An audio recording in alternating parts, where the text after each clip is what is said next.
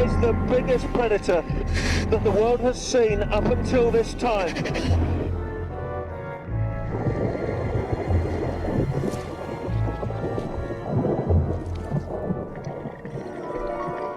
Who could forget that Orthocone scene from Sea Monsters with Nigel Marven? Now that was a time-travelling series all in good fun, and I loved it for bringing to the screen obscure prehistoric animals that would have been lost to the mainstream.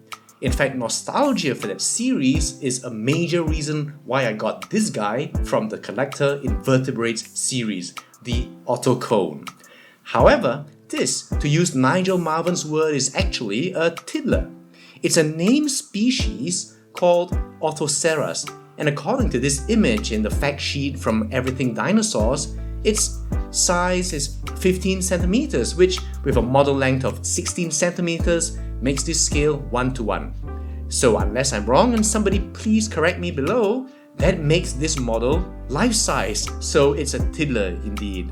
Look at my hand, I mean that's a really small hand you've got right there, and that's the size of this little monster. Now the monster in the Nigel Marven show is probably a Orthoceras, which is about 7 to 8 meters long. Now perhaps the laziest and yet most efficient way to describe an orthocone is a Nautilus with its shell uncoiled. And this was an interesting evolutionary choice since it necessarily made it less maneuverable and harder to hide and escape through small nooks and crannies. Now, the color is very muted, with an alternating buttermilk and sepia banded pattern, which is carried down the tentacles. Now you see on the inside part the same buttermilk color with a very nice subtle interfading of the two colors here. Orthoceras was a predator, albeit a small one at that. You can see the detail on the arms, 10 of them, and on close-up you can see the suckers on the arms. Now I like that each of these arms are distinct, so you can imagine them all writhing independently and ringing that deadly beak in the center. And by the way, as a matter of interest, the difference between an arm and a tentacle is that an arm has suckers down the entire length of the appendage, while tentacles have suckers only near the ends. So, an octopus has 8 arms only, while squid and cuttlefish have 8 arms and 2 tentacles. So, technically, these all would be called arms. Now you can see here the very nice texture of the shell with what are presumably growth rings, and on the underneath you see the siphuncle, which is a buoyancy organ.